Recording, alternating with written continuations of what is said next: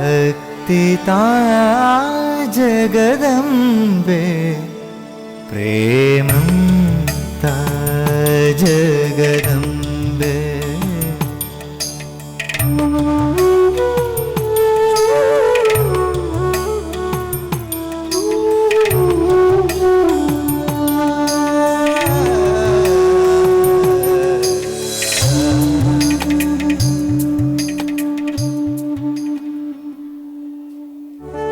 പ്രേമസ്വരൂപം ആത്മസ്വരൂപമായിരിക്കുന്ന എല്ലാവർക്കും നമസ്കാരം.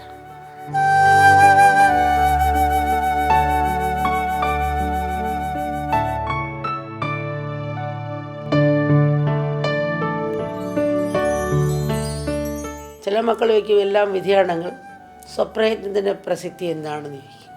നമ്മുടെ പൂർവ്വകർമ്മങ്ങളുടെ ഫലമാണ് ഇപ്പോൾ വിധിയായി വരുന്നത്. അതുകൊണ്ട് ഇപ്പോഴത്തെ ഈ നിമിഷത്തെ കർമ്മം നല്ലതായാൽ ഭാവിയും നല്ലതായി വരും.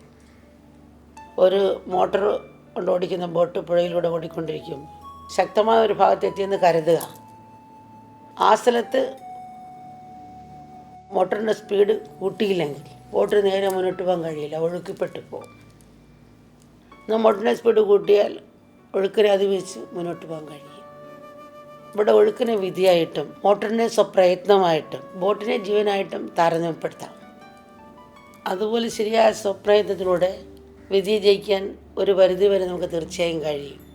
കർമ്മം കൊണ്ടാണ് വിധി വരുന്നതെങ്കിൽ ഇപ്പം നല്ല കർമ്മം ചെയ്താൽ 98% നമുക്ക് അതിജീവിക്കാം. 100% നമ്മൾ പറയില്ല. പിന്നെ അത് ശാസ്ത്രം പഠിച്ചാൽ അവർക്ക് വരുന്നതിനെ സ്വീകരിക്കാനുള്ള കഴിവുണ്ടാകും.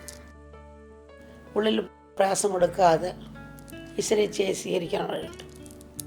അമ്മ പറയാറുണ്ടല്ലോ, ഉപ്പുവെള്ളത്തിൽ നിരന്തരം നല്ല വെള്ളം ഒഴിച്ച് ഉപ്പിൻ്റെ കാഠിന്യം കുറയ്ക്കുന്ന പോലെ ഉപ്പതിലില്ലാതാകുന്നില്ല, ഉപ്പിൻ്റെ കാഠിന്യം കുറയ്ക്കുന്നു. വെയിലുള്ള സമയത്ത് ഒരു കാറ്റുകൂടി ഉണ്ടെങ്കിൽ ആ വെയിലിൻ്റെ ശക്തി കുറഞ്ഞ് പോലെ ഒരു വ്യത്യാസം നമുക്കുണ്ടാകും. എന്നാലും ഒരു ചൊല്ലിക്കൊണ്ട് എന്തെങ്കിലും തട്ടിപ്പറിച്ചിട്ട് പോകുന്ന പോലെ കുറച്ച് അനുഭവിക്കേണ്ടി തന്നെ വരും. ആരായാലും ഏത് മഹാത്മാക്കളായാലും ആത്മാവാണെന്നുള്ള രീതിയിൽ ഇതിനെ സ്വീകരിക്കാനുള്ള മനസ്സുണ്ടാകും. ശരീരം പഞ്ചമ നിർമ്മിതമാണല്ലോ. ഏത് മഹാത്മാക്കളായാലും രോഗങ്ങളും വരും, എല്ലാം വരും. ഇപ്പോൾ രാമനുമൊക്കെ കഷ്ടങ്ങളുണ്ടായിരുന്നു, പുഞ്ചിരിയോടെ സ്വീകരിച്ചുകൊണ്ട് പോയി. നമ്മൾ ഈ നിമിഷത്തിൽ ചെയ്യുന്നതാണ് ഭാവിയിലേക്ക് വരുന്നത്. അതുകൊണ്ടാണ് അമ്മ ഭൂതകാലം വൃക്ഷത്തിൻ്റെ വേരാണ്, വർത്തമാനം തടിയാണ്, ഭാവി പഴമാണെന്ന് പറയാൻ കാരണം അതാണ്. ഞാൻ ഈ നിമിഷത്തിൽ സന്തോഷമായിരിക്കും മക്കളെ എന്ന് പറഞ്ഞു. നിമിഷം മാത്രമേ നമുക്കുള്ള അവിടെ സന്തോഷമായിരിക്കും. ഇപ്പോൾ ഒരു കുട്ടി ടി വി കണ്ടുകൊണ്ടിരിക്കുകയാണ്. അപ്പോൾ അച്ഛൻ പറഞ്ഞ പരീക്ഷയിൽ പഠിക്കണ്ടേ? ഇല്ല, അമ്മ പറഞ്ഞ് ഈ നിമിഷം സന്തോഷം, എനിക്ക് ടി വി കാണുന്നതാണ് സന്തോഷം. ഇതുപോലെ എല്ലാവരും ഓപ്പോസിറ്റ് എന്താണ്, അത് ഈ തെറ്റ് ചെയ്യാൻ വേണ്ടി അതെടുക്കുക, അതിൻ്റെ തൻ്റെ ഇഷ്ടത്തിന് വളച്ചൊടിക്കുക. താൻ തെറ്റിന്ന് മാറത്തില്ല, തെറ്റിന്ന് തിരിയത്തില്ല, നല്ലതിരിയില്ല, അതിന് തെറ്റ് ചെയ്ത് ന്യായീകരിക്കുക. ഇങ്ങനെയാണ് നമ്മുടെ മനസ്സ് എപ്പോഴും ഇങ്ങനെയാണ് പോകുന്നത്. അമ്മ പറഞ്ഞ സന്തോഷം എന്താ, ഈ നിമിഷത്തിൽ നീ ഏത് കർമ്മം ചെയ്താലും ശ്രദ്ധയോടുകൂടി ചെയ്താലേ ഭാവി നിനക്ക് പൂർണ്ണമായ സന്തോഷം അനുഭവിക്കാൻ സാധിക്കുള്ളൂ. ഈ കുഞ്ഞ് പറഞ്ഞ പോലെ ആകരുത്. നമ്മൾ 500 പേരുള്ള കമ്പനി മാനേജ് ചെയ്യാന്ന് വെച്ചാൽ 500 മനസ്സുകളെ മാനേജ് ചെയ്യുക എന്നാണ് അർത്ഥം. എന്നാൽ സ്വന്തം മനസ്സിനെയും ചിന്തകളെയും നമ്മൾ മാനേജ് ചെയ്യാൻ പഠിക്കുന്നില്ല. ബാഹ്യലോകത്തിനെയും വസ്തുക്കളെയും മാനേജ് ചെയ്യുന്ന പോലെ തന്നെ ആന്തരികലോകത്തിനെയും മനസ്സിനെയും മാനേജ് ചെയ്യേണ്ട ആവശ്യമാണ്. ഇല്ലെങ്കിൽ മനുഷ്യൻ്റെ വ്യക്തിത്വത്തിൻ്റെ ഒരു ഭാഗം മാത്രമേ വികസിക്കുന്നുള്ളൂ. ഇവിടെയാണ് ആധ്യാത്മികയുടെ പ്രസക്തി. ഇപ്പം നമ്മൾ ധ്യാനിക്കുന്ന സമയത്തോ അല്ല പ്രാർത്ഥിക്കുന്ന സമയത്തോ മറ്റു ചിന്തകളൊക്കെ കയറി വരാം. ശ്രദ്ധ പൂർണ്ണമായി കിട്ടിയില്ലെന്നിരിക്കുക, അത് നമ്മൾ നിർത്തരുത്. 200 മീറ്റർ മതിലുള്ള സ്ഥലത്ത് ഒരു വരി എഴുതിയിരിക്കുക, ഇതിൽ പരസ്യം പതിക്കരുത് എന്നെഴുതി വെച്ചാൽ മറ്റൊരു പരസ്യം പതിക്കത്തില്ല. ഇതുപോലെ മന്ത്രങ്ങൾ ജപിക്കുമ്പോൾ നമ്മൾ 100 ചിന്തയുള്ള കുറച്ച് ചിന്തയായിട്ട് കുറയാം. പൂർണ്ണമായി ചിന്തയില്ലാണ്ടാകാന്ന് വെച്ചാൽ അത് സമുദ്രം പറ്റിക്കാൻ ശ്രമിക്കുന്ന പോലാണ്. പക്ഷെ നമ്മൾ ചെയ്യുന്ന എന്തായാലും നമ്മളിൽ തന്നെ കാണും. അതുകൊണ്ട് നിർത്താതെ ചിന്തകളെ നിയന്ത്രിക്കാൻ ശ്രമിച്ചുകൊണ്ടിരിക്കണം. ലക്ഷ്യത്തോട് പ്രേമമുണ്ടെങ്കിൽ ആവശ്യമില്ലാത്ത ചിന്തകൾ നമുക്ക് അതിജീവിക്കാൻ സാധിക്കും. ഉദാഹരണത്തിന് നമ്മൾ റെയിൽവേ സ്റ്റേഷനിലോ അല്ല പ്ലെയിൻ സ്റ്റേഷനോ തൻ്റെ സഹോദരൻ ജോലി സ്ഥലത്ത് നിന്ന് വന്ന് വിളിക്കാൻ കാറും കൊണ്ട് പോവുകയാണ്.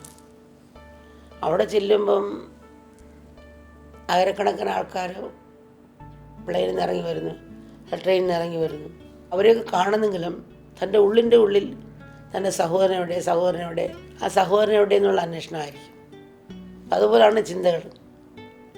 അതുപോലെ ഇങ്ങനെ ചിന്തകൾ വരാം, പക്ഷെ ഉള്ളിൽ നമ്മൾ ആ ഒരു പ്രേമം വെച്ചുകൊണ്ട് നീങ്ങുക. ഇതുപോലെ ലക്ഷ്യബോധം ഉണ്ടെങ്കിൽ മനസ്സിൽ വന്നു പോകുന്ന ചിന്ത നമ്മളെ അലട്ടുകയില്ല.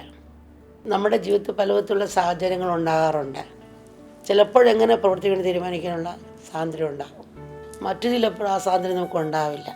എല്ലാം സ്വീകരിക്കാനേ പറ്റൂ. ഉദാഹരണത്തിന് ഒരു മരുഭൂമി കുഴിച്ചാൽ വെള്ളം കിട്ടണമെന്നില്ല. എത്രയൊക്കെ ഉപകരണം കൊണ്ടുവന്നാലും എത്രയൊക്കെ ആളുകളെ വെച്ചാലും വെള്ളം കിട്ടാൻ പോകുന്നില്ല. അത് നമ്മൾ സ്വീകരിക്കുക തന്നെ ചെയ്യണം. ആവശ്യമില്ലാത്ത പ്രവൃത്തികൾ നമ്മുടെ ശക്തിയും സമയം കളയുമെന്ന് മാത്രമല്ല, കൂടുതൽ പ്രയാസങ്ങൾ സൃഷ്ടിക്കുകയും ചെയ്യും. ഉദാഹരണം നമുക്ക് ശരീരത്തിൽ 5 സെല്ലേ ഉള്ളൂ. 6 ആക്കണമെന്ന് ആഗ്രഹിച്ചിട്ട് എത്ര മരുന്ന് കഴിച്ചാലും എത്ര ഭക്ഷണം കഴിച്ചാലും തല കേൾക്കാൻ കെട്ടി തൂക്കിയിട്ടാലും 6 ആകാൻ പോകുന്നില്ല. ഇതുവരെ അത്ര കണ്ടുപിടിച്ചില്ല. അത് ആവശ്യമില്ലാത്ത പ്രയത്നമാണ്. തിരഞ്ഞെടുക്കാനുള്ള സ്വാതന്ത്ര്യമില്ലാത്ത അവസരങ്ങളിൽ എല്ലാം ഈശ്വരിച്ച് സ്വീകരിക്കാൻ നമ്മൾ ശ്രമിക്കണം. പ്രവർത്തനങ്ങൾ തിരഞ്ഞെടുക്കാനുള്ള സ്വാതന്ത്ര്യം നമുക്കുള്ളപ്പോൾ എല്ലാം ഈശ്വരിച്ചാണെന്ന് ചിന്തിച്ച് വെറുതെ ഇരിക്കേണ്ട ആവശ്യമില്ല. വിവേകം ഉപയോഗിച്ച് ശരിയായ കർമ്മം ചെയ്യാൻ നമുക്ക് കഴിയണം. ഇന്നൊരു തോറ്റാലോ അല്ലെങ്കിൽ പരീക്ഷയ്ക്ക് തോറ്റാലോ ഈശ്വരേച്ഛയാണെന്ന് പറഞ്ഞിട്ട് നമ്മൾ പിന്നെ ശ്രമിക്കാതിരിക്കാൻ പാടില്ല, ശ്രമിച്ചുകൊണ്ടേ ഇരിക്കണം. ഒരിടത്ത് കിട്ടിയില്ല വേറൊരിടത്ത് നമ്മൾ പരീക്ഷ കൊടുത്തിട്ട് ഇൻ്റർവ്യൂ പോകുന്ന പോലെ നമ്മൾ ശ്രമിച്ചുകൊണ്ടേ ഇരിക്കണം. ചിലത് സ്വീകരിക്കേണ്ടതുണ്ട്, പ്രയത്നഘട്ടത്തിൽ സ്വീകരിക്കാനുള്ള മനസ്സും വേണം. ചിലതിനിങ്ങനെ പ്രയത്നിച്ചും പോകണം.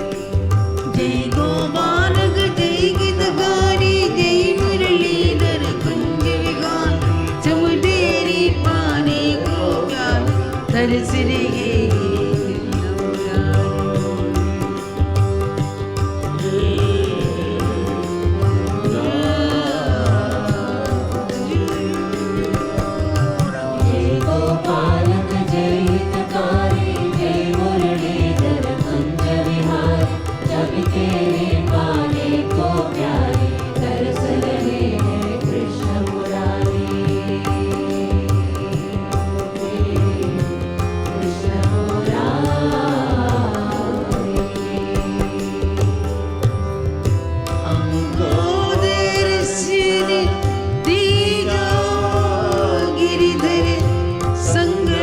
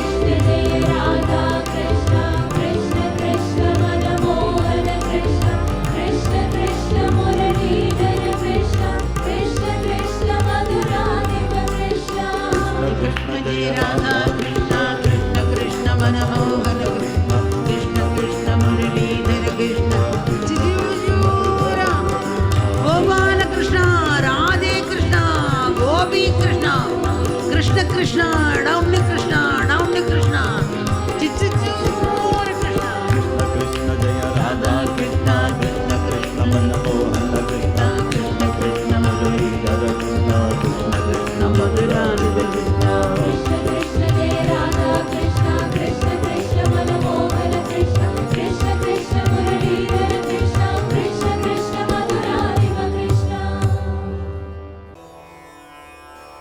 കര കാണാത്തൊരു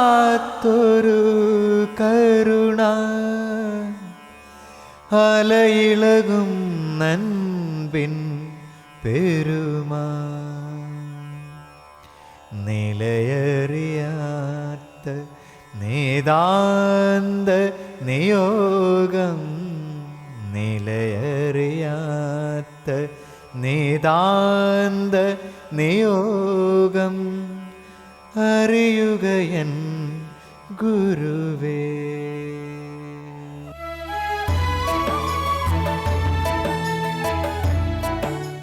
The whole purpose of pursuing a spiritual life is to uplift ourselves from raga and dvesha and transform them into prema and yoga, union with the eternal. As Amma says, all attachments will soon turn into aversion.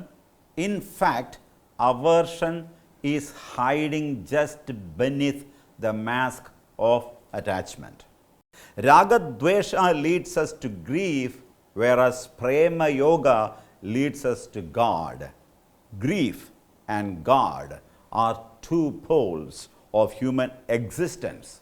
In other words, the downward flowing energy of grief or fear prevents us from experiencing the rising energy of love for God.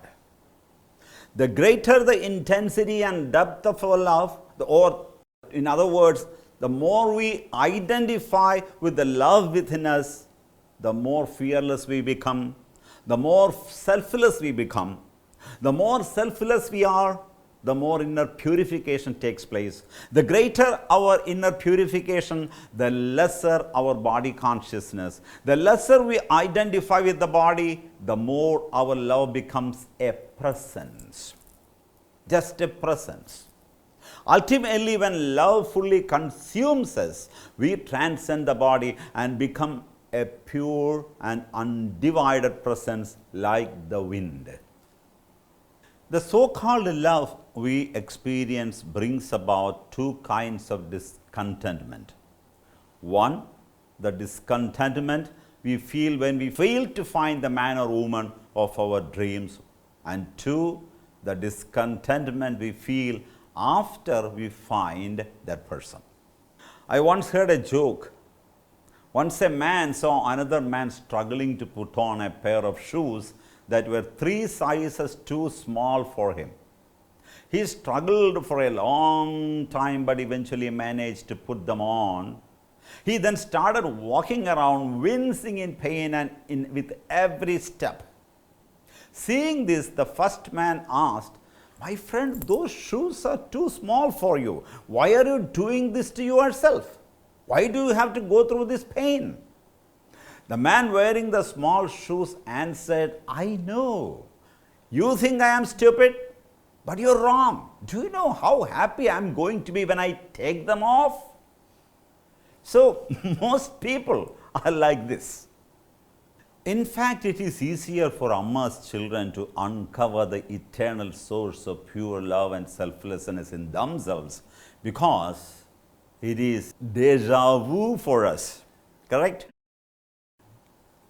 Once Amma appears in our lives, the remembrance of our bond with her is revealed. Meeting Amma jogs our memory about an ancient bond. Love is the ancient traveler.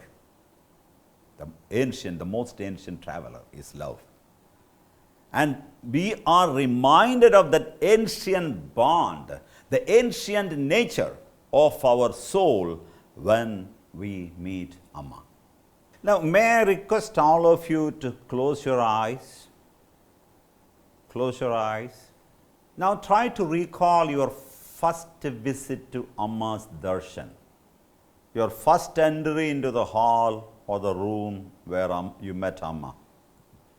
Mentally recreate the moment when Amma held you close to her bosom, when she whispered, "My child, my daughter, my son," in your ear. When Amma looked into your eyes and smiled, when she kissed your cheek. Recall that moment. Now ask yourself, did I feel any strangeness? Did I feel that I was in the presence of someone unfamiliar or unknown to me? Was there any formal introduction? Any special ritual to welcome me? Anything mechanical? No.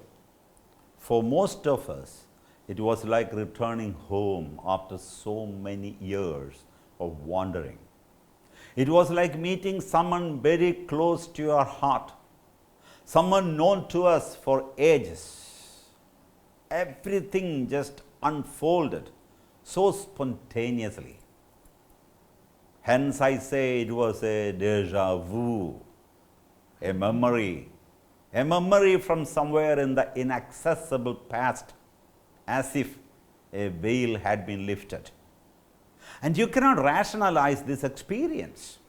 And any attempt to analyze this familiarity logically will kill the beauty, originality, bliss, and mystery of the moment, the profound feeling of love.